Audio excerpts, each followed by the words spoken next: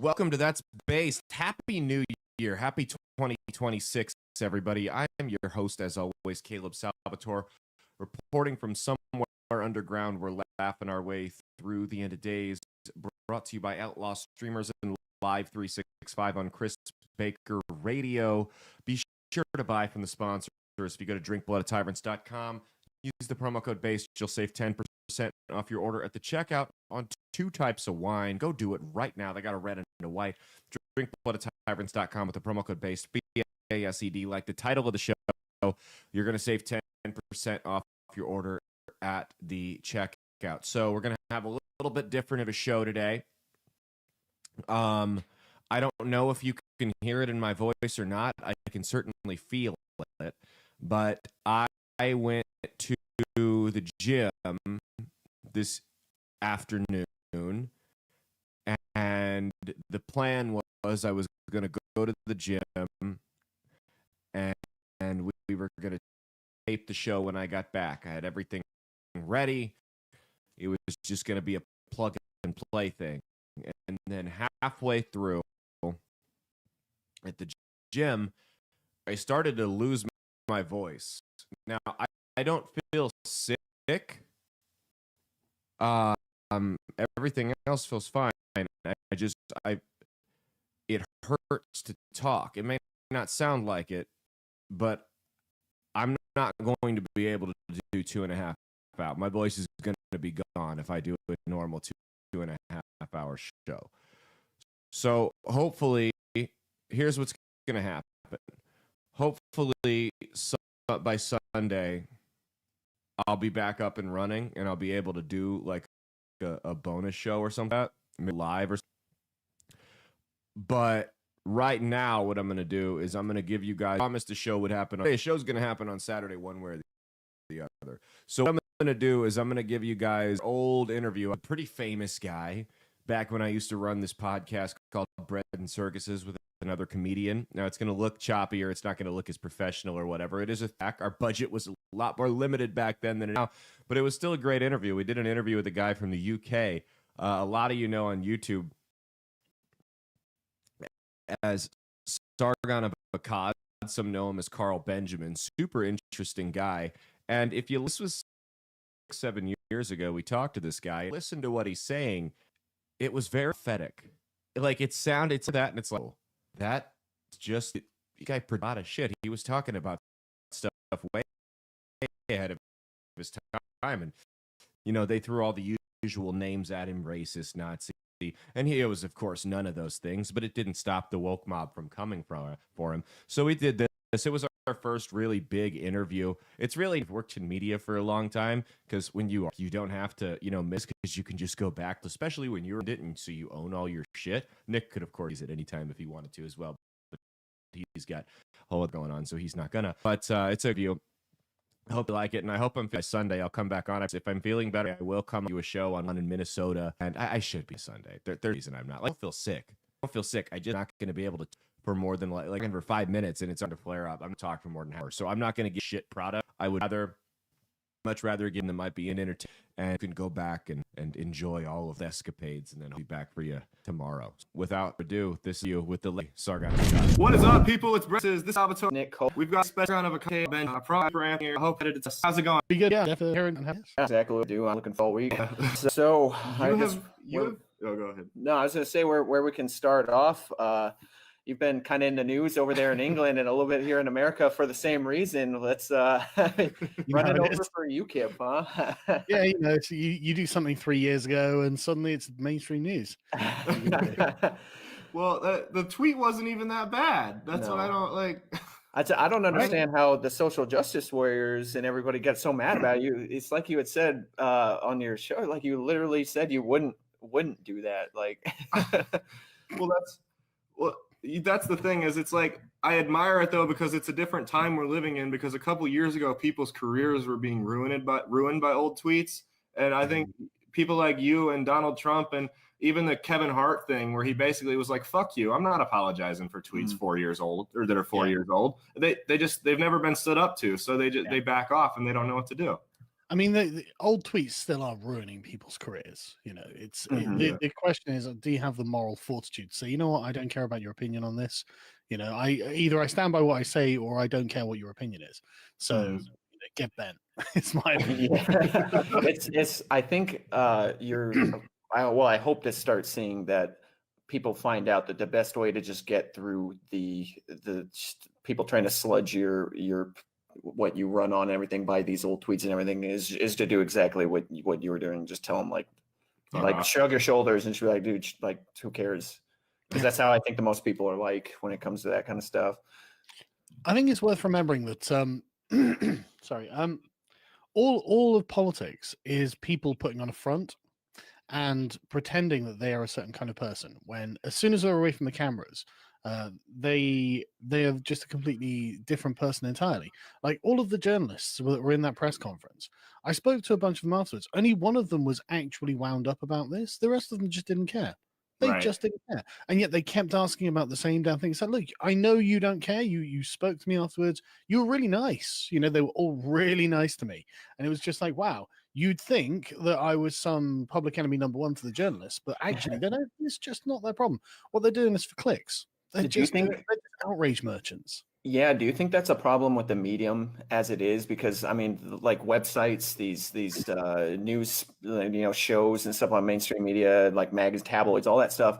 It's different than kind of what we make here, where we're face to face. People know us by person, and for them, they don't have a face to the article unless you actually like Google their name. Like you're just kind of reading. So you don't get a good feel for them. Yeah, I mean, one thing in America that is very different over here is that your judges are named. People name your judges. Your judges have public personas, effectively.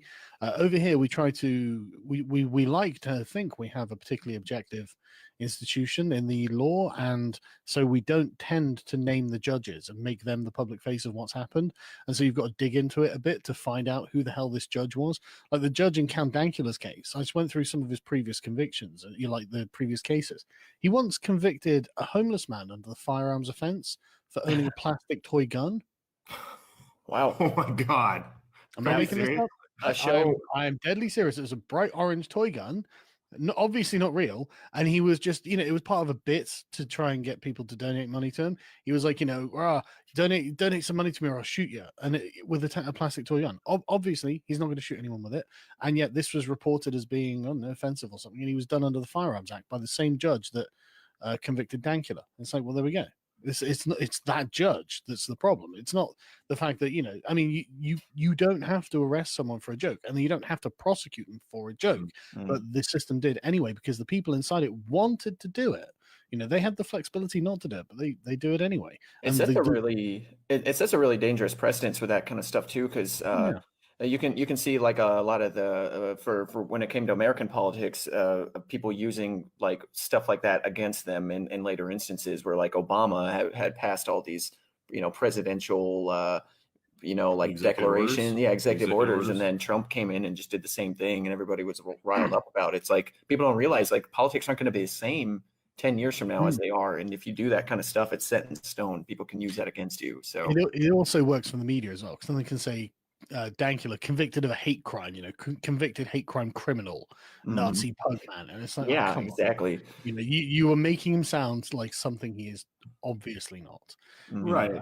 But yeah, the press conference itself was really funny, but I won't need to do anything like that again. I've put a shot across their bow. Effectively, it felt like a battle, to be honest.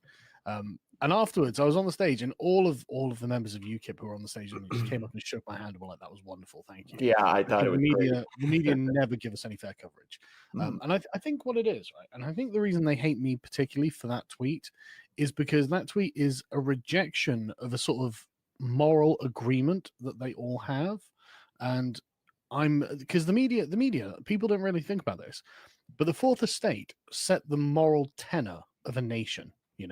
They're the ones who, by the stories they print and the way that they write them, and they do this knowingly, they deliberately include things or exclude things that will change the tone of the piece. And in doing so, they're trying to establish a kind of, I can only describe it as a moral order. This is how we think this country should be. We think this is the best way forward.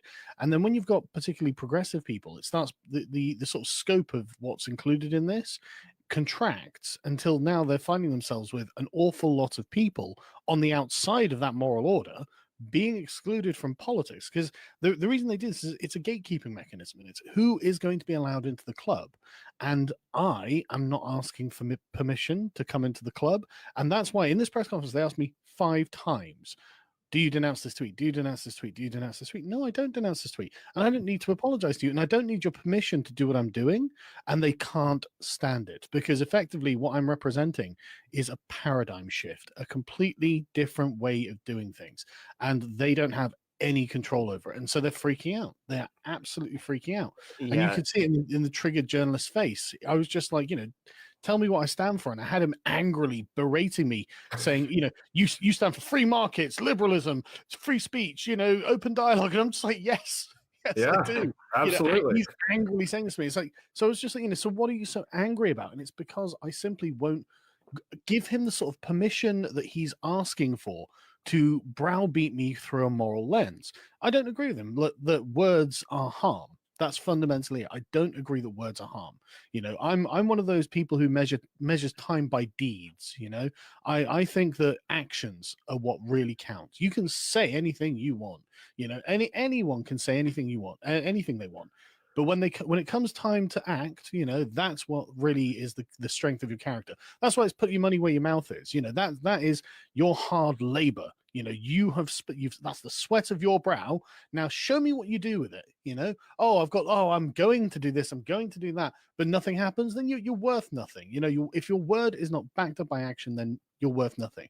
And that's the difference in the sort of moral order that I'm coming from compared to the one that they're trying to enforce. Because these people, and I'm sorry to go on about this, but this is something I've had in my chest for a while and I've never really put forward articulate like in this way.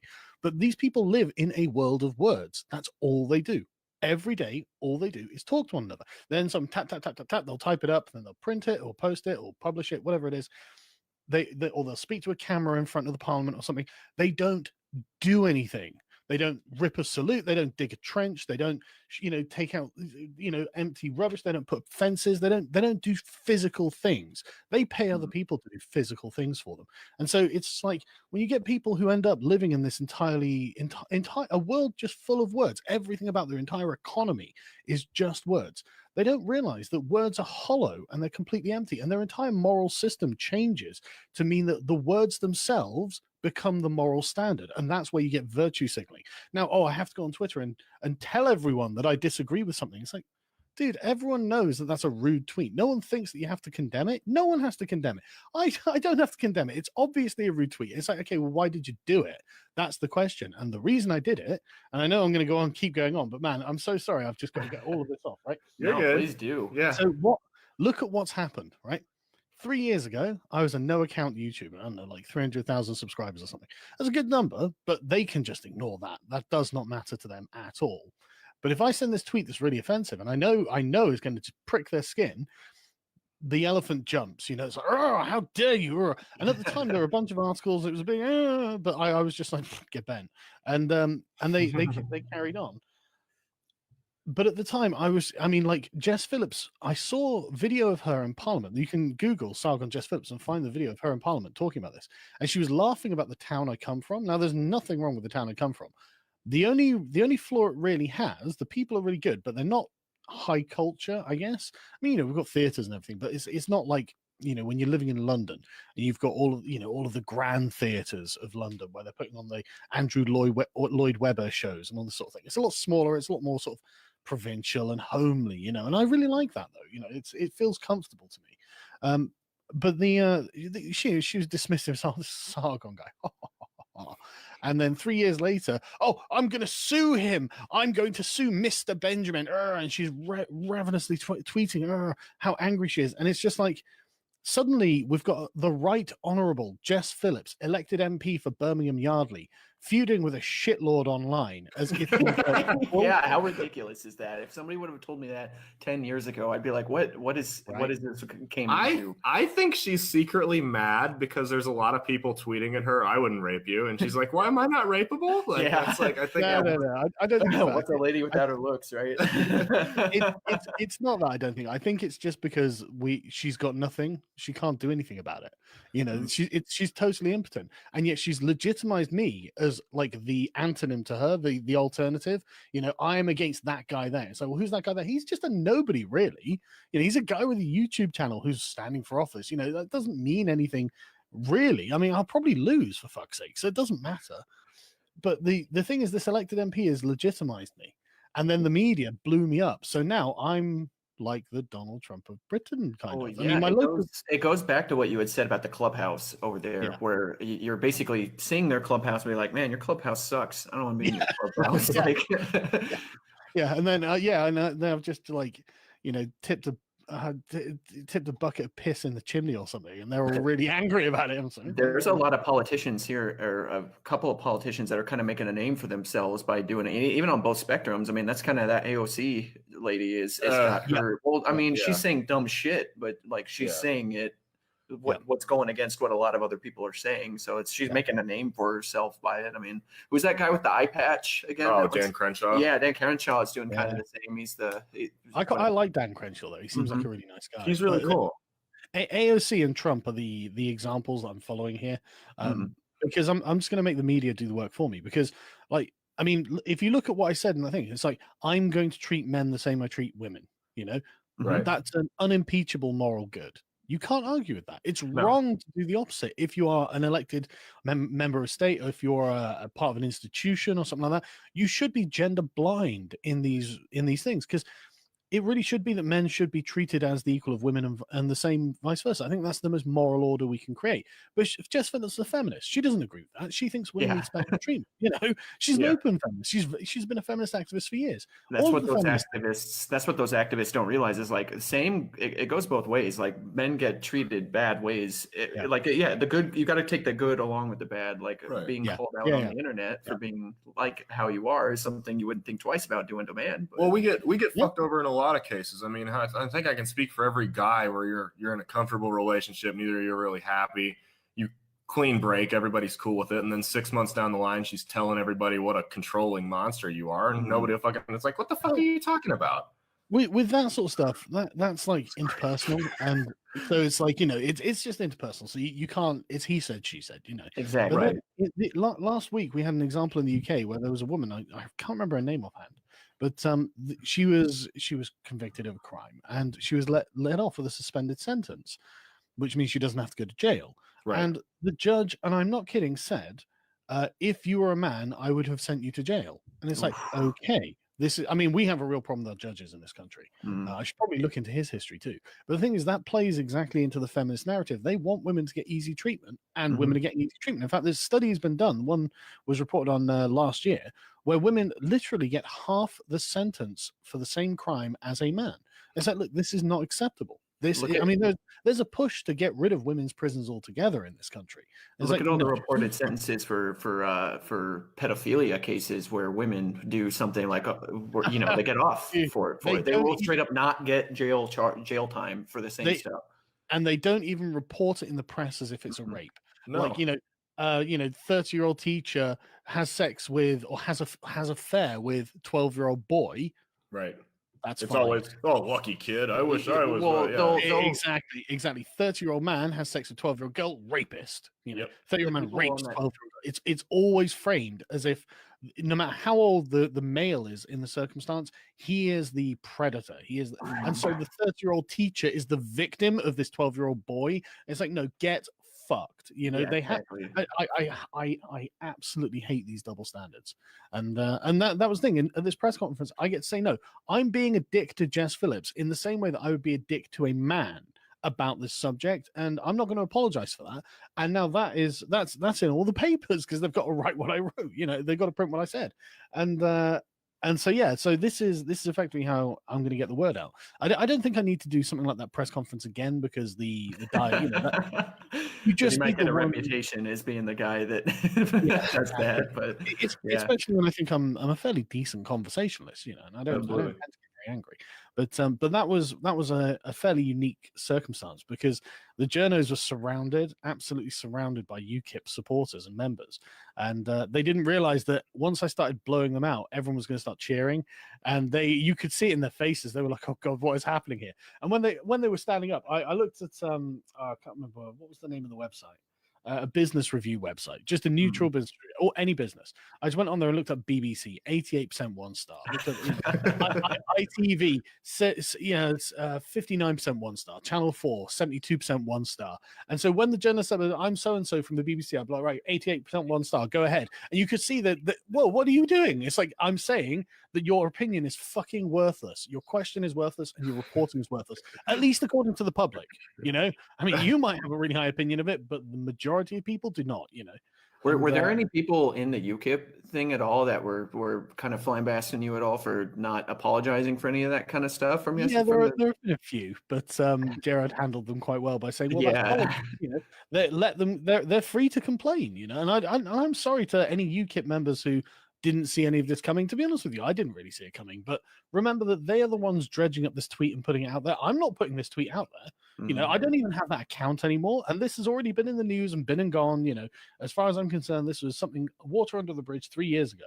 And it's the media putting this everywhere. And the thing is, you can tell they're not offended by it, and they don't really care about it. They think it's just going to be a political attack, because they literally are saying the exact words over and over and over again. So, well, hang on a second. If this is actually so offensive to women, then are you sure you shouldn't have some sort of euphemism for it, like the N-word? How about we say that tweet, rather than you spelling out the entire text of the tweet every single time? Because surely there are women who are going to be offended by this somewhere out there, right?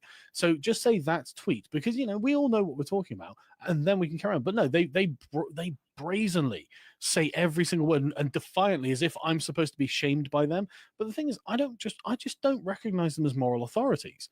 I think they're terrible people. I think they're scum. They go around doing as much harm as they can to anyone outside of the club as possible. I mean, look at what's happened to Tommy.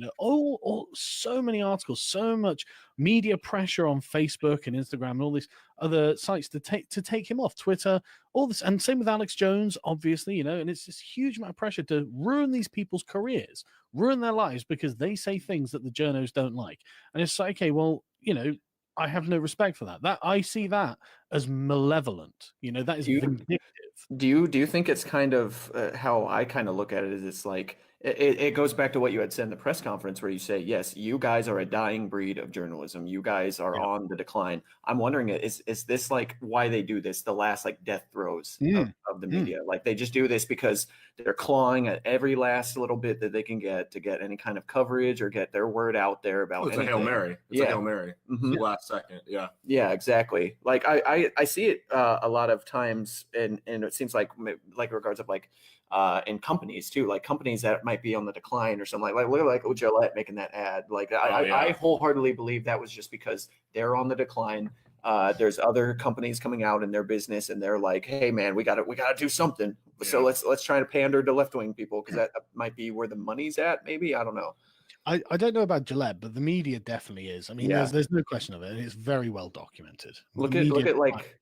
Look at like a declining video game series. Like look at like Mortal Kombat. Have you seen what the new Mortal Kombat game is going to be coming out with? Man, I have had no time to keep up with video games. Yeah, so all I wanted to do is play video games. That's what I wanted. They wanted to fight, so they're going to get one. The new Mortal Kombat game is kind of people are kind of making fun of them. Donald Trump. No, they're basically they're like kind of taking all the like raunchiness of it out of it, where they're like having like all the female fighters all the folded clothes, and it's like, oh no, they can't be sexy, and then they're like, but it's still at the end of the day, it's like, dude, it's a game where you rip people's heads off and like their spines out. Like, are you really that morally high ground because you're not showing any kind of skin? But then all the male fighters, they're all like, oh, big beefy dudes. It's like, buff and naked, yeah. I love the idea of family-friendly bloody death matches. Yeah.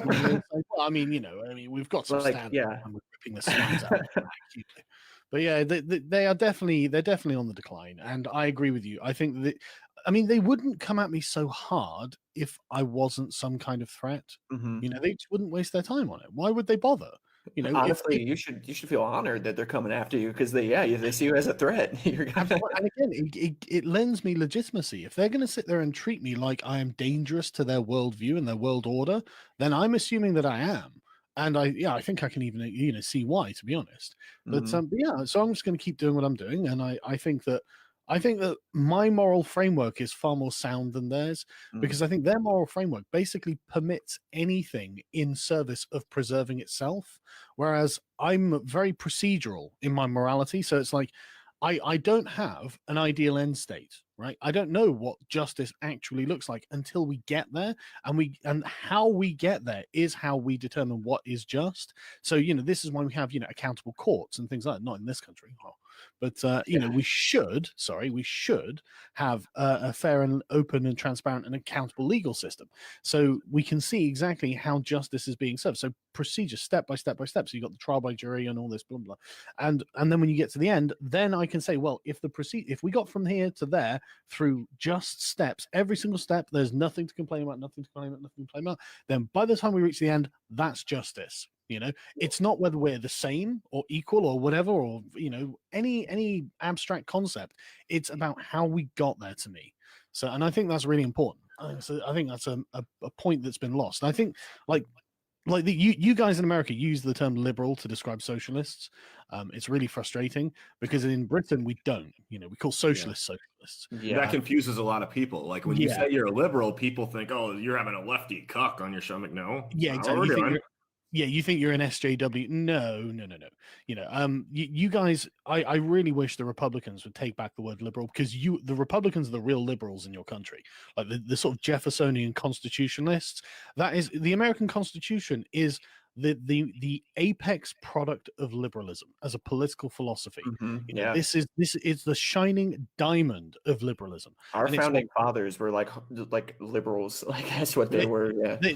they were liberals with a capital L. You know what I mean? Mhm. These were muscular liberals. These Yeah. people were not going to take any kind of socialist or feudal or any kind of shit. They were like, look, we are going to set out the correct liberal order as we see it.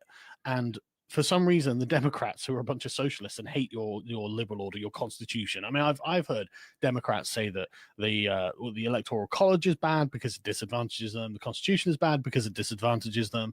And it's always the same. If you have to change the rules of the game to win, then you're not playing fairly. When you started playing whatever game it is, like with the EU referendum, right? Whenever you cast a vote, there is an implicit assumption in the act of casting that vote, and that is that everyone will abide by the result. Mhm. If we don't, why are we bothering? If you aren't going to agree that yes, whatever, and however the chips may fall, we are all going to agree wholeheartedly that that is the correct result. And if we can't, then there's no point us voting at all. And so when our parliament is currently, considering, well, should we have a second referendum on Brexit? Well, that'll negate the first, won't it? Yeah, you don't even need to. The people already said they don't want to be a part of the EU. They've Exactly. already stated it. Like, and what it seems to me that Parliament is doing over there is they're trying their darndest to just make it like as long as they possibly can. Like they Yep. know that they're not going to be able to do it. They're just trying to make it last in the EU. It's not that it can't be done. It's not that it can't be done, right? And let me explain. I mean, literally, it's the simplest thing in the world to see, right? So each the UK has something like 600 constituencies, and they broken up into relatively population even blocks. So a big city will have like 4 or 5, and or a small town might just be one itself. So it's relatively even, and to make it relatively fair. And each constituency has a representative member of parliament, and the party that you see, we don't vote for presidents in this country. So the Right. party that gets the most, you have to get over a certain percentage to get a majority. I can't remember what it is, like I don't know, 55% or something. I can't remember what I was offhand, but whichever party can actually form a majority government then gets to take control of the country and then administer it as it should, which is a perfectly fair way of doing things. But the problem is that the Brexit referendum has revealed that the parliamentarians, the elected MPs, do not actually represent their constituencies, at least in this regard. Mhm. Because in England and Wales, no, in fact, in the whole of the country, in fact, 2/3 of the constituencies voted to leave, whereas 3/4 of the MPs themselves voted to remain.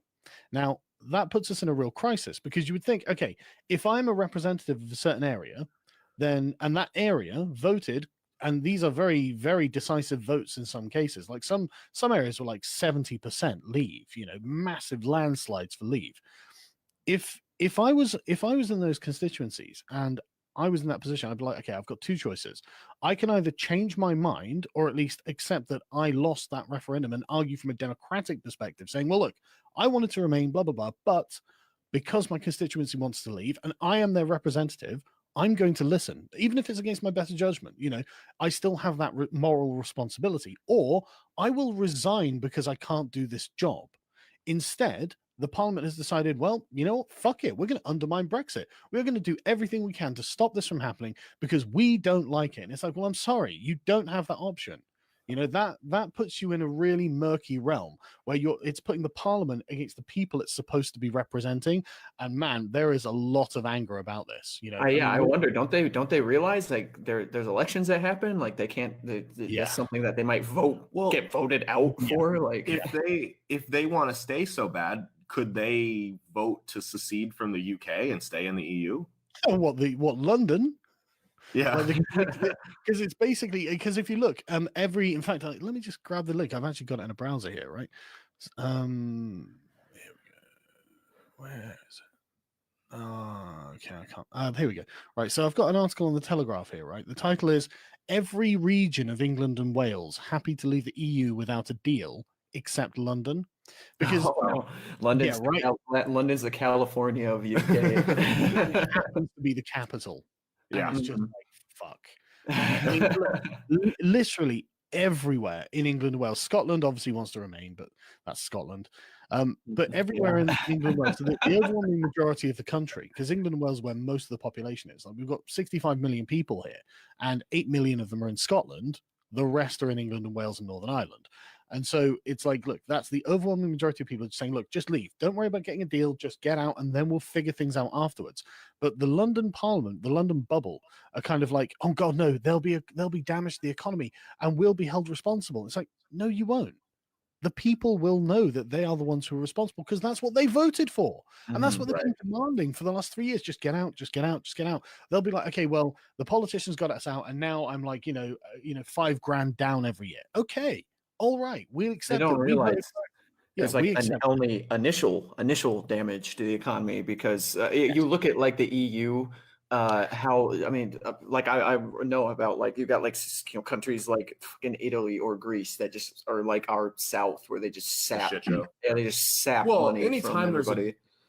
Anytime there's a drastic change to any government or any country, there's going to be an initial economic effect that's not good. I mean, that's just how it works, because people freak out. They pull their money out of the markets.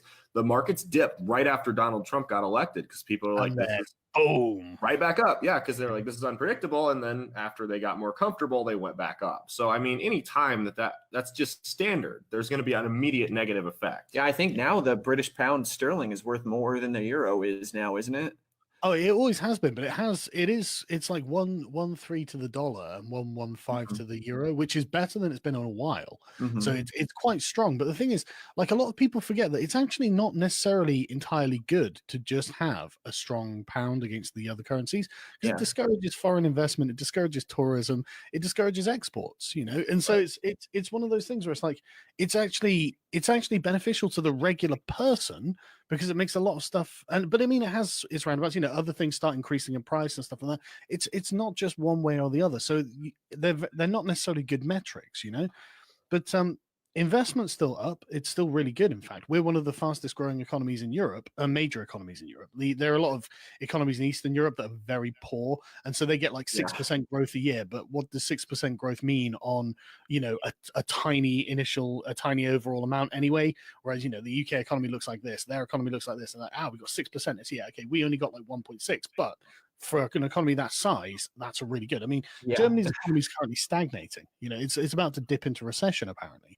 Yeah, I mean, I've read Germany comics, but I've read that has a lot to do with European real estate markets right now are really inflated, and they're kind of about. And then I think with France, I mean, the thing going on with France with the Yellow Vest things is really starting to hurt their economy. From what is I know it's across the pond or across the channel over there, but like, it's really hard in America to find news coverage on the yellow vest stuff going on right now. Is Yeah. it easier to find it over there in Europe or in England or? Nope, absolutely none. No, never gets mentioned. Never gets mentioned. It's only when someone gets an eye shot out or something, you'll get one Yeah. BBC article, because they feel obliged to, But every weekend, it's been like, I don't know, 23 weekends in a row now that every weekend Yeah. people from the countryside go into Paris and start rioting or protesting, turning over cars, breaking the things, and it's turning the government openly tyrannical. Macron's banning them from the Champs-Élysées, which is the main area in Paris where protests normally happen.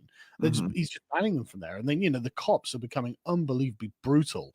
Like, people have lost fingers, like a guy's hand got blown off. The leader of the Yellow Vest got his eye shot out, and it's just like, Christ, this is, I mean, we're having a lot of protests over here, but nothing like that. Well, I read an article that said just a couple weeks ago, they authorized them to use live ammunition on the Yellow Vest protesters. Really? I did not know that. That was and it may have been fake news because that article disappeared. Like, yeah, I'm gonna guess it's fake news. It was one of your papers, so in England. I hope it is. But the thing, I mean, Macron's approval rating has always been, recently it's been very, very low. I mean, Trump's approval rating at like 45%, and it's been a consistent 45% for a long time. That's staggering. There isn't a leader in Europe with that kind of approval. Daily Mail, Breitbart, and New York Times all confirm that the French riot police are using live ammunition. Oh man, if it's Breitbart and New York Times, oh man, Jesus, really? I'm gonna have to look that up. I wasn't aware of that.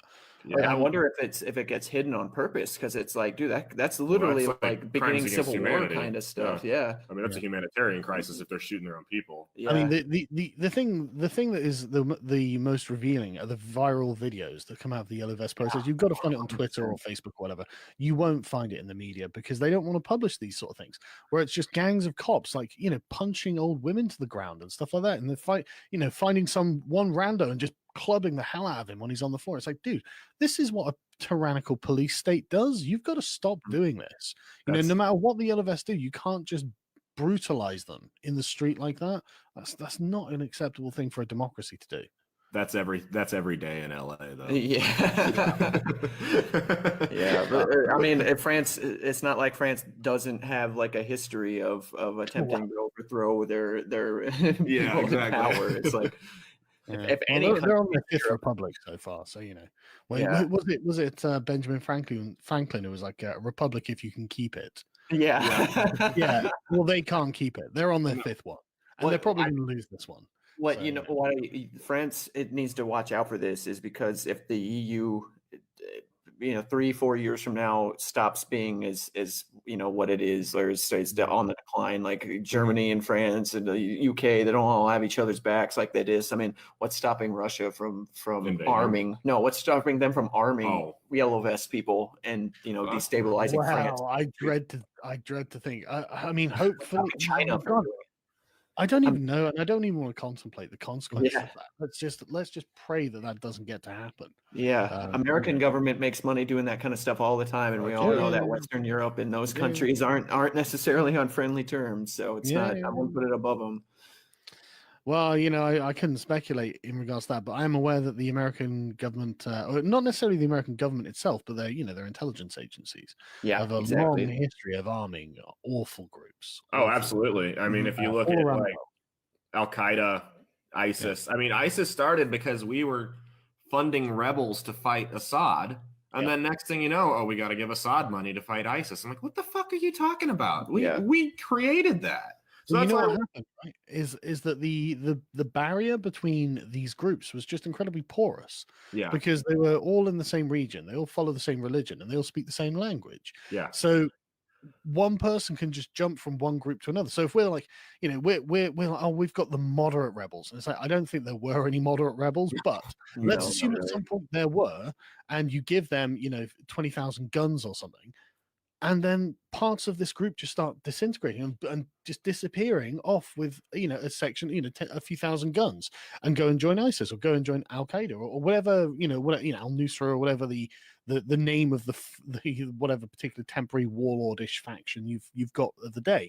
So, the Americans might have been giving legitimately okay faction guns, but the people in there's a high turnover rate. They just keep coming and going. So it's like, okay, well, what are you going to do? You've got no control over any of this. It's insane. And they undoubtedly made it worse. Even if it wasn't malicious, even if it's just incompetence, they definitely made it worse through this kind of action. Yeah. So it's and it's not something the American people would ever be permissive of. I can't imagine. Yeah, exactly. I've been to America a bunch of times. I've spoken to lots of Americans, and I mean, like, Democrats and Republicans, and the Democrats, I find, have got quite silly worldviews at this point. Like I quite like Andrew Yang and I quite like Tulsi Gabbard. I find them to be like the last two tolerable Democrats, because they're not like lunatics who hate the country, whereas the Cortez faction that's come in like a steamroller. The socialists. They've come in. Yeah, exactly. They've come in like an absolute steamroller. Bernie's like been the tip of the spear on this, but Bernie himself doesn't hate America. He doesn't think your country is a bad idea, but the rest of them, oh God, they hate your country. We've got exactly the same problem here.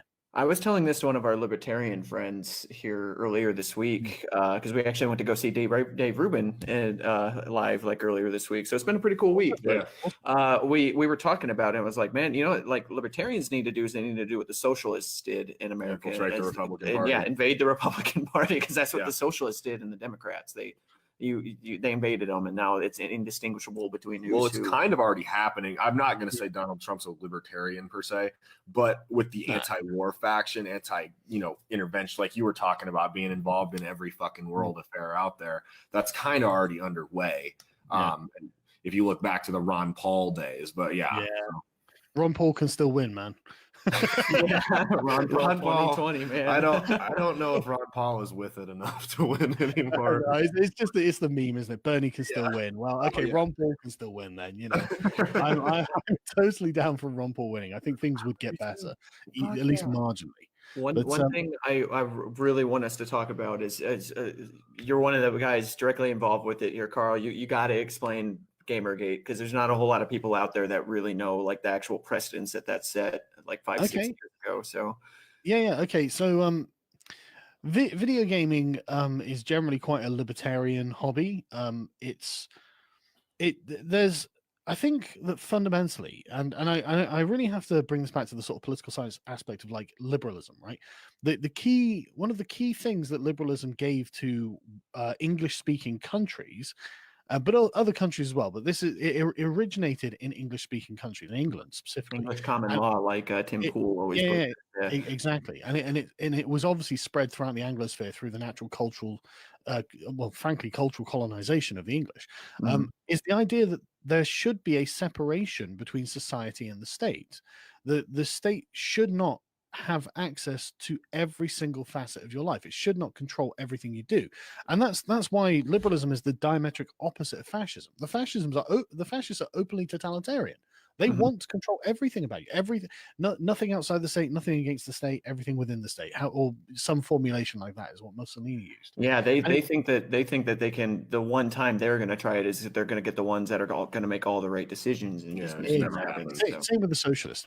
Fascists are effectively honest socialists, because the socialists say, well, what we want. I mean, Marx's plan was right: revolutionary overthrow, install the dictatorship of the proletariat, and then eventually, over time, for reasons unknown, those people will end up giving up their power and the state will wither away and become unnecessary. Total opposite of what happened, right? So the fascists were effectively like, look, socialism is dead doctrine. All the fascist leaders were all socialists Mussolini was a socialist for like 10 years before he became a fascist. He edited socialist newspapers. He was a socialist activist. He was advocating violence. And all the socialists, he had a split with them because of the violence issue. But of every other thing, he was just like completely orthodox in his socialist beliefs. And so the fascists effectively, and he says this in the Doctrine of Fascism, he just says, socialism is a dead doctrine, liberalism is evil, we need to have fascism, which is totalitarian control of all of society. There can be no distinction between society and the state. And it's just, and everyone else in the world, apart from, even the socialists, but that was because there was a heretical religion, effectively. But anyone who could even vaguely be considered to be any kind of liberal, so like conservatives, Republicans, libertarians, all of these sort of branches of liberalism, were all just like, oh God, no. That is the worst thing, because this is the core thing. It's like, I don't think the government should be able to tell me everything about my life. And this is the attitude that spawned Gamergate. Gamergate was a very sort of honestly, it was a left-leaning libertarian movement. There was overlap with the sort of center right. We actually did a sort of mass political compass test to see how the thousands of people involved with this actually felt about it. And if you looked at the chart, it was very sort of like, if you look, a political compass, it was very skewed to the sort of left libertarian. I suppose on your views the other way. Yeah. Yeah. But with there was a chunk of like center right people, and then you got the odd dot on random but Yeah. the conglomeration of it was all sort of like just libertarian, really goddamn libertarian. And it was basically people like essentially saying, look, we're not going to be told what to do by a bunch of jumped up games journalists. We're not going to be told that we're bad people because we're straight white males. I mean, most of us probably were, but a lot of us weren't. A lot of people, because gaming isn't exactly just a white male hobby. It's a brown male hobby. It's a white woman hobby. It's a brown male hobby. There are loads. Everyone likes playing video games, for Christ's sake. Oh hell yeah! It's not even just like Western male too. I mean, if you've played certain games, you'll hear all sorts of Russian and Spanish and Brazilians all over the place. And I used to play. There was an online version of Fallout 2 that was made by some guy in Russia, I think it was, and he used to host the server, and I used to go on it. Man, the Polish death squads were the worst thing in the world, right? You're wandering around the wastelands. You've got like leather armor, you've got a handgun, and you're there scrapping and shooting raiders and stuff. And then you'd be in like an instance, a server, a battle, and then suddenly like 5 Polish people in power armor with miniguns would just pop in, and you'd be like, "You want a turn timer?" You'd be like, "Oh, fuck's sake!" It was kind of like that in that old DayZ game that was like an Arma 2 yeah. mod. There was all these Brazilians that would run in there and like these like gangs, and they just run around like, "Oh, no, give me your guns," and like in poor English, and you're like, "Fuck, man, all these Brazilians are taking over the place." Like, yeah. But that's the thing, isn't it? It's international, and it gets on the internet. Everyone gets to experience it, But the point is, like these people were being moral authoritarians. They were telling everyone who could and couldn't speak, who got to be in a space, who got to sit down and shut up because of their race and gender and their sexuality, and people had just had enough. And the thing is, it wouldn't be so bad if it was just that. If in every other respect they were doing a good job and being honest about things, then fine. These people are fucking assholes, but at least they're not corrupt. But I mean, and it sounds silly to complain about corruption in gaming journalism because it is silly. And it had always been there. Normally it was companies giving like journalists computers, and slush like that. So it's like, here you go, here's a computer, play our game on it, and then give us a good review so we get a lot of sales. But I mean, that's not the end of the world, because if you're a video gamer, you're like, right, okay, yeah, I know the companies are paying them to review the game. You can see when you go to the website, you see the adverts for the game all around the review of the game, so you know that they're getting money. But at least the people in it were, and again, it comes down to the sort of same aspect. At least they liked video games. At least they were saying, hey, look, I know you like video games. I like video games too. These people make video games, and we've got an economy that makes this happen. So we can all, so we can at least talk about the thing that we want to talk about. Instead, it was a bunch of SJW activists who had spent their time working their way into the media, and they ended up taking it over. And then suddenly it's like, there are too many straight white men in our video games. It's like, they were like these journalists that would like criticize that like a character like Samus in Nintendo, right? Isn't that a woman? From Metroid was like, oh, she's too skinny or something like that. Yeah. We need to have fat Samus. I want to break it down to you. I'm pretty sure that she's like fighting aliens in that game. Fat chick's probably not going to last too long. Yeah, and that's really sizist. You would hear these articles, and these articles would get shared, and they'd get around about like toxic male masculinity on Call of Duty or something like that, or just stuff like this. So like the World War II. Oh, I remember that they wanted like women fighting in World War II. Didn't happen. That's revisionist. It did happen, but not as much as you'd think. Like there were like partisans and stuff that were women. There was like Russian snipers that were women, but it's not like you had like entire like units, units made of women out there on front lines. Yeah, the Allies didn't send divisions of women to Normandy. Yeah, they did not do that. They had like nurses. Because and that's the thing too, is like, I mean, that stuff really happened, but they make up stuff. They do, because there is cool shit like the Tuskegee Airmen that were all black. Like that was a real thing, and you don't fucking talk about that. You'd rather make shit up Or that one Russian sniper that was a woman that had Right. like 80 confirmed kills or something like that Yeah. on the Eastern There, Front. Yeah. there were actually loads of Russian snipers who were women because, I mean, being a sniper, obviously not in the thick of combat. Right. And so it doesn't, it's not so much of a physical demand. And Mhm. a lot of these women, it was either do this or get killed and raped, so Mhm. you would rather at least go and do something. So, but that's out of desperation, because the Russians lost millions of men, Yeah. millions of them to the You German can invasion. go into these Eastern European towns. So there's like YouTubers that do it. They'll go into these Eastern European towns and they find the Soviet war memorials from World War II, and you'll see like entire families just being wiped out from being drafted to fight the Jesus Germans. Christ. Yeah. Oh yeah, and Dan Carlin did Ghosts of the Ostfront, a really long podcast, but Mhm. eminently worth your time, right? And Mhm. he's gone through the diaries and letters of German soldiers on the Eastern Front invading Russia, and how they describe how they just mowed down just wave after wave after wave of Russians. Mhm. The Russians just walking towards them stolidly in lines, and the Germans there with automatic weapons just waxing the lot of them. And they'd open fire, and then like one or two would still be standing, and it's like, Jesus, this is such a horrific waste of human life, and Yep. it's so yeah. And so they're like, oh, well, we need female representation. It's like, dude, we want no representation when it comes to war, right? No one Right. should have to go through this.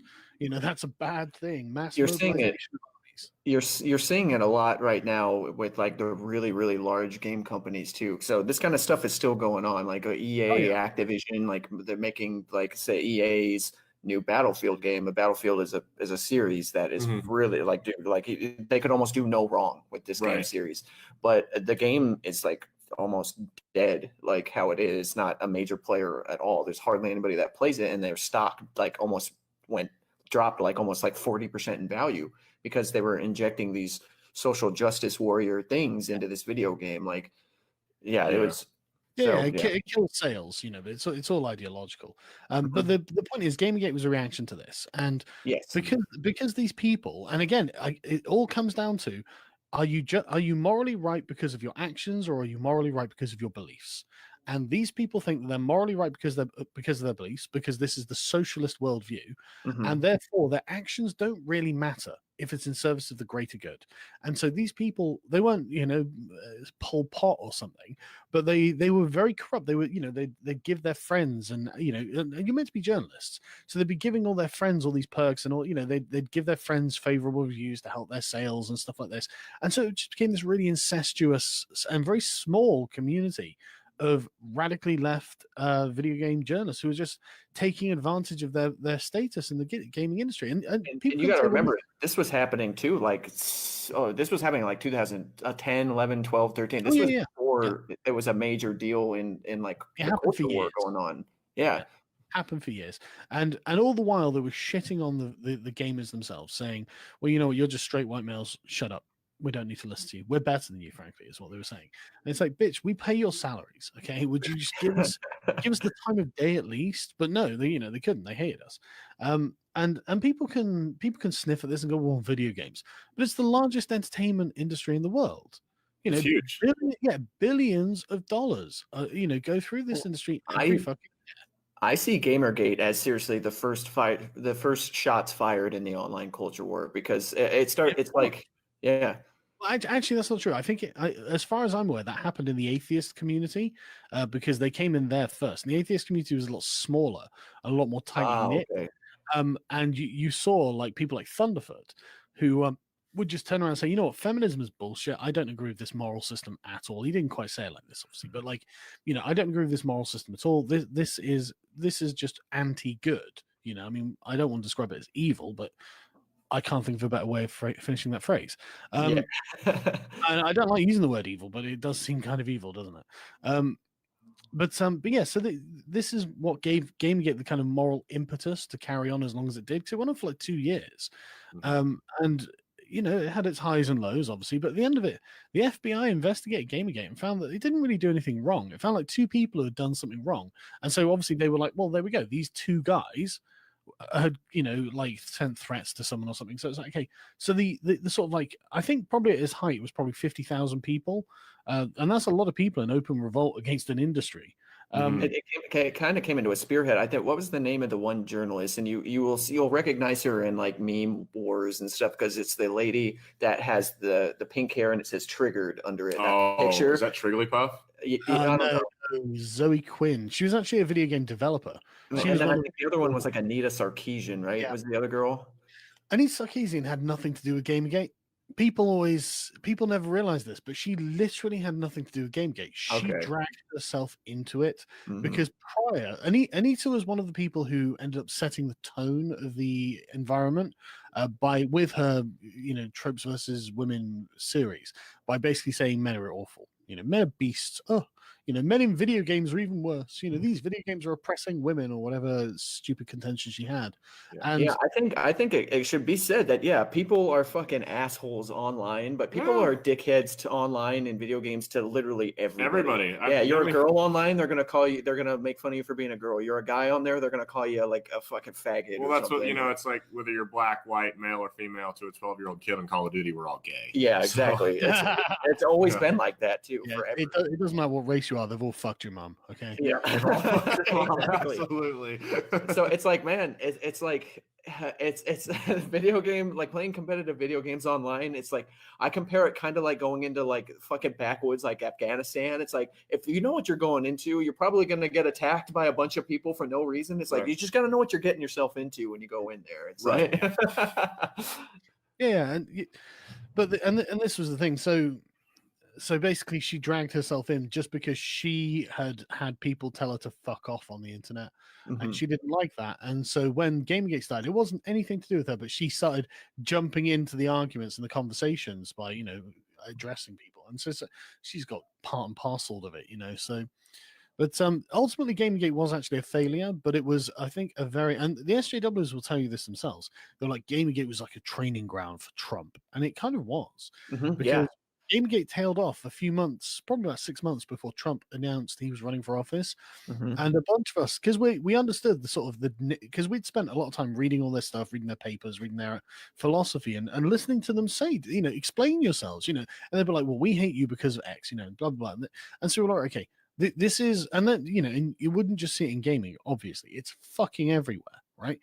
And so you'd be like, right, okay, this is not a problem that's just going to go away on its own. If anything, it's just going to get worse. So there were, literally tens of thousands of people who are now woke to the problem and are activists just full time in a lot of instances, like myself, against socialism. What we didn't really understand it to be a form of socialism at the time, but it is. It's absolutely a form of just totalitarian top-down control.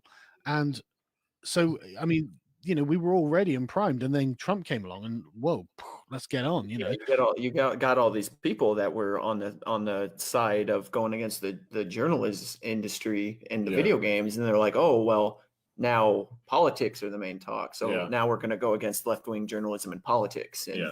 And we all saw the profound effect that had on the world industry, on world now. So it's their own fault, right? It's their own fault because they live and die by the mantra that everything is political. The personal is political. And if the personal is political and the political is political, then that means literally everything is political. And again, it erases the distinction between the private and the public. In your private life, you should have the freedom to not be a political actor. If you want to sit there and play video games, you can say, this is not a political statement. I'm just doing this for my own self-indulgence. I have earned the right. I've gone to work. I've paid my mortgage. I've paid my debts. I've, all my bills are paid. I've spent my time with my family. Now I get to sit down and enjoy my leisure time as I choose. This is not a political statement. This is a statement of relaxation and indulgence for myself that I have earned. But these people have said, no, everything is political. The personal is political. The political is political. There is no escaping our political agenda. So you must always be in conflict with us. And so when the Trump campaign started, it was fought also along social lines. It wasn't just sort of political lines, because society, these people are politicizing society itself. The part of like life that shouldn't be political, at least using the state. They're always like, internal sort of, women are always having like, women's internal politics. One woman gives another woman side eye and then they're bitching on Twitter or whatever. That's kind of, that is a political thing, but it's not to do with the state. But yeah, so when Donald Trump came along, there were all these people who understood exactly what the threat was. We understood, and I wasn't even on the Trump train to start with, because I just didn't think any of these people had the fortitude to stand up to this kind of shaming. But man, Trump, he really won me over. Yeah, that election was See him go. just really worth noting about that when it came to like the culture war stuff. Well, Donald Trump was a lot like when Jesse Ventura ran for governor of Minnesota. They would throw in, which was a smaller scale, but it was the same strategy, because they would throw insults at him and he'd just be like, fuck, yeah, I did it. Okay, what now? Yeah, I said it, sure. I'm not apologizing for anything. That's the way it works. That's the only way to beat these people, because their entire weaponry is they're weaponizing weakness, incidentally. Yeah, exactly. That's they absolutely are weaponizing their own victimhood, apparently. The apparent victimhood. But the only reason it works is because of your own moral permissiveness. If you say, oh well, yeah, I wouldn't want to do X, and then they go, right, gotcha, now you're on the hook. Now they're just going to reel you in exactly as they want. The trick is not to take the bait, and you have to just say, no, I'm not going to apologize. I don't recognize you as a moral authority. I've decided I'm okay with that, and therefore you're shaming of me for that. I'm just not gonna. There's gonna be no interface with this, and that's why they hate me so much. That's why I trigger them with like one tweet, because what I'm saying, literally the entire seriously, I cannot honestly believe how fucking triggered they got over this 3-year-old tweet, because it was the entire London political class. Like, I was watching MPs come out and condemn me for this tweet. I was watching media figures. I'm watching they get their good boy points with culture. They go out and be like, oh yeah, he's doing this. Well, that's a lot. They label a name as poison, and I'm just as guilty as falling for it as anybody. I mean, a couple months ago, I was telling people, I'm like, everyone gets to talk. Alex Jones, anti-vaxxers, even guys like Milo, Sargon, and they're like, well, what's wrong with Sargon? And I'm like, honestly, I don't really know. He never really said anything that pissed me off. Yeah. And it was like, the more I looked into it, I'm like, yeah, it was kind of fucking stupid for me to say that. Like, he didn't. People take stuff out of context, and then they just hear a name, and that's been made poison by the media, and it's just fucking retarded. I think Dave Rubin had said when he came here to Omaha that one of the people that was there had told him, hey, like they warned everybody on campus at our university that Dave Rubin was going to be there, and then they were like, hey, can you say anything that Dave Rubin has said that's like hate speech or anything like that? And they're like, you know what, I've actually never seen him. The gay libertarian. Yeah. Like... and not just that. I know Dave personally. I consider him a friend, and he is literally the world's nicest guy. Yeah. He is genuinely just an absolute darling. He's not like me. I'm a confrontational asshole. He's not like that. He's just really nice. And so but that's the whole thing, isn't it? It's like what they're doing is deliberately, effectively leading people around by the nose, going, hey, look, you don't like this, do you? Come on, boy. And, like in stupid mugs jump at it, go, as if it matters. And it's just like, dude, when someone comes up to you and says, by the way, this person you've never heard of is a bad person, you are being manipulated. They are manipulating you for their own gain. You don't need to know that someone you don't know is a bad person. There are loads of people you don't know who are bad people. Why this guy? Why the thing that thing they said? Is that literally the only thing they've done with their lives? Of course it's fucking not. You just are being easily led because the media realize that they can get away with this. It's like outrage, it's polarization, and they can get away with it, and it benefits them. It's all clicks for them. They don't care. And plot writing, right? There's like 3 kinds of ways that you can kind of explain a character, and it's pertinent to this because like the strongest way is like a character's actions, the second one is a character's words, and then the third way is what characters say about that character. Okay. And the third one, that one in regards to this, is always considered the weakest way of explaining a character in story writing. So, and that's a really good point. That's a really good way of tying it to the concept of narrative as well, because narrative control is incredibly important to these people. I mean, you'll like, you can look for any article on me and you'll see the same like 3 or 4 bullet points. He said this in 2016, he said that in 2018, and literally everyone's like, okay, but like in between those points, I did loads of stuff. Like I've done loads of charity work. I've done loads of just support work for other people, and I've done loads of debates, loads of interesting videos. I've done live shows. You don't get to hear about any of this. You don't get it. Oh no, but we've got a little narrative of here are a chain of 4 families, because they are storytellers. They're postmodernists, and postmodernism is all about language and control of language. This is why the first thing they do is redefine every word they use, right? I mean, you think racism is about intent.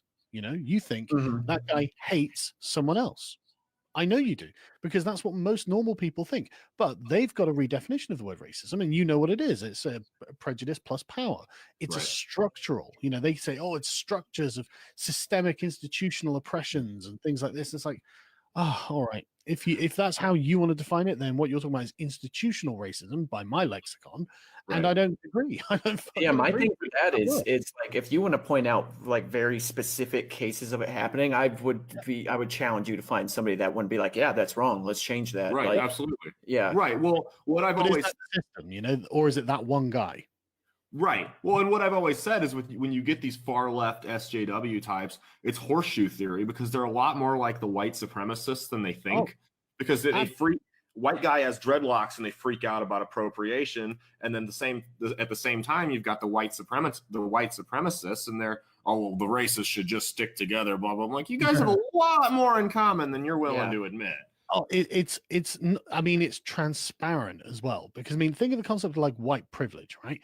White supremacists will say we are better than all other people. We're better than all other people because we're white, and then the SJWs will say you have privilege over non-white people, and it's like, well, how is that not saying that they're better? Absolutely. How do they have this privilege if they're not somehow better? And I don't believe that we are somehow better just because we're white or something like that. I mean, that would put me in the same category as the French, and there is no way that I'm accepting the French as my well, it's the same. this is, I will never accept whiteness as an identity or white privilege as an idea, right? Well, because I just don't believe it. Right. It's the same thing with the feminists, where they say if a guy's drunk and a girl's drunk and they hook up, that guy raped her. I'm like, she couldn't consent. I'm like, so you're saying that the guy's brain works better than the girl's? Because that's exactly. Men are more morally culpable than women. Yeah, but whiteness is way like there's no just white too. I mean, look at all the people sitting in this. Look how much more tan I am than him. He's like, this guy is like Italian and Polish. Like Zach over here is Celtic. Like from my family all came from Germany, from escaping the Nazis. Like you got English, but like all different cultures. Yeah, and it's just not just white. Like if you want to try to tell me that you being an Englishman is the exact same thing as fucking Ivan Greek. From over in Russia, I'd be like, what the fuck? They're barely even the same race, man. Yeah. Just look at the world leaders. Look at Vladimir Putin. He's got tiny sort of like Asian eyes, but he's got very pale skin. And I don't care that he's got these features, but you can see that he has these features.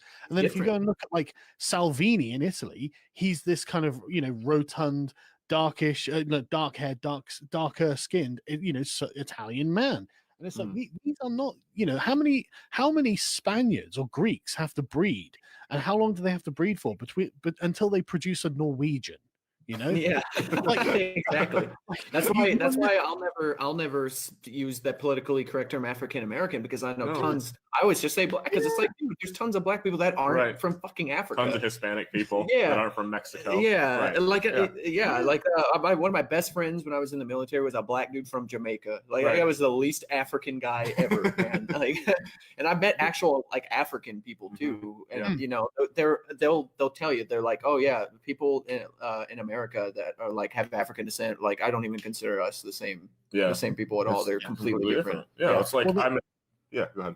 Well, one of the interesting things about this is Africa isn't just the black race, American blacks seem to think it's the black race, but it's really not. It's tribal. Look at North Africa. Those people like the Moroccans and stuff. Moroccans look like they're people, like they're Middle Eastern, like because they just people from those areas kind of combining. So, dude, I've got a friend from Algeria, and he is whiter than I am. Yeah, I mean, not good or bad. Obviously, it's just the fact. It's a thing. Yeah, there's exactly. There's nothing wrong with it. It's just a thing. Like you have to realize it. It's not a moral judgment, Yeah. But the interesting thing is like, you know, an African will probably say something like, well, what tribe are you from? Because, you know, they've got like family roots, you know, in the tribes. And the tribes have like different shades of skin. It's not just they're all black. And they certainly don't have any kind of like black solidarity, you know, apart from when they're Ethiopians and Kenyans hate each other. Like they are always fighting and killing each other all the time. In exactly the same way the English and the French spent 100 years at war, you know. And French and Germans and Exactly, Germans and Germans. Exactly. Race is not really a very uniting factor. Culture and ethnicity is, and ethnicity is like essentially a description of cultural groups. You know, it's, you know, and it doesn't even, you know, you can get mixed race groups that are ethnically the same. You know, so it's just like, it's so much more complicated than the radical left will make it out to be. But in the context of the United States, I think what they're effectively doing is replacing class with race. You know, they're saying that the middle class are the white people, you know, and the lower class are the black people.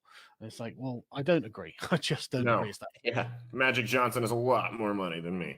That's like, well, I mean, you'll if you look at like different communities, man, like go down to the South, like you'll see black and white people that are equally as poor and living in shitholes as you will, like any other place. Like you go to like Mississippi or something, like you'll see dingy little villages that you could straight see out of like fucking Africa or something. Maybe not quite as bad, but it's like to have that be in America for like a first world country. Detroit. Look at like a city like Detroit. To see like that's, I mean, that's just how people live in certain areas, and they want to. And you got like Appalachia as well, where it's really you know poor, you know, and poverty comes with a whole set of problems.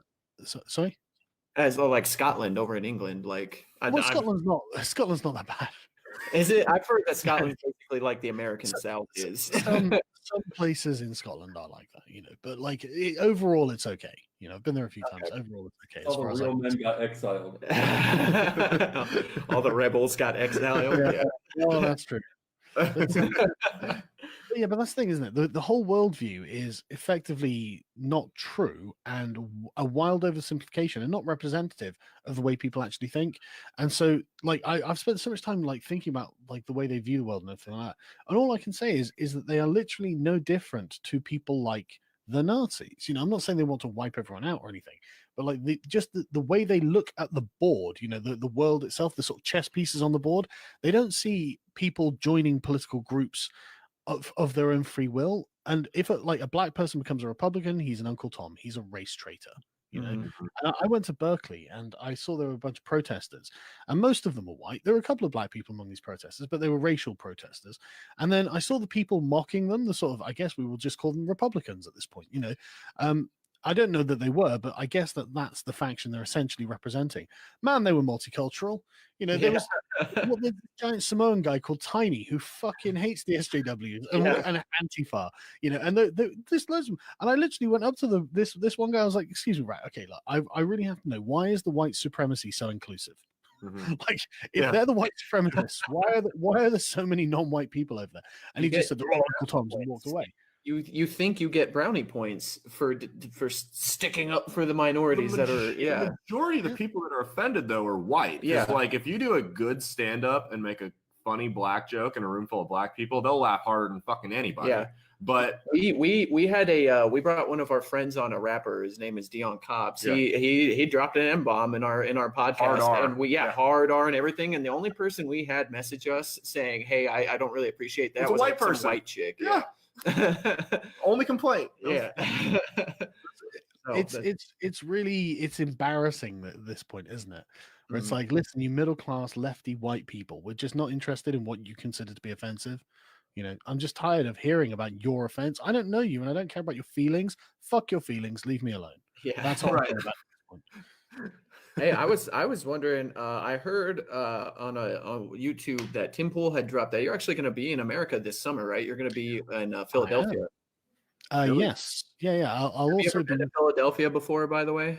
No, I haven't. I'm going to the International Conference on Men's Issues and Tim Pool's event, and I think I've got another thing as well. I can't remember off the top of my head, but yeah, I'll be on the East Coast, I think. Philadelphia's pretty rough city. So when you go there, though, but I mean, it's a really nice city. It's a very like American city. Like it goes back to beginning of America. Like you'll see the Liberty Bell there and everything. Like they got these things called like the Philly cheesesteaks. You know, I've had it's called Steve's when you're there. Don't listen to anybody else, man. They're gonna tell you to go to some other place. Just go to Steve's. The best Philly cheesesteak I ever had was in Denver. Though, so I'm gonna... Dude, people from Philadelphia, they get so butthurt when you like say like, "Oh man, I had a Philly cheesesteak from Subway." They're going like, "That's not a Philly cheesesteak, dude." So yeah, go to a place called Steve's. Like you're gonna be there anyway. It's there's one in downtown. So I'll look for it. I'll look for it. Yeah. Right. Is it alright if I knock off? Because we gotta get going I've got a too. few other things I've got to do this Hey, evening. we gotta do political this campaigning and all. Yeah, definitely. Best of luck to you in that. I hope you kick their fucking commie asses. Yeah. I will do my best. I swear.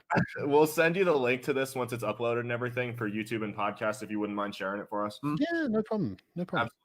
Thank you so much for coming on again. Yeah, for real, 100%. Anytime, guys.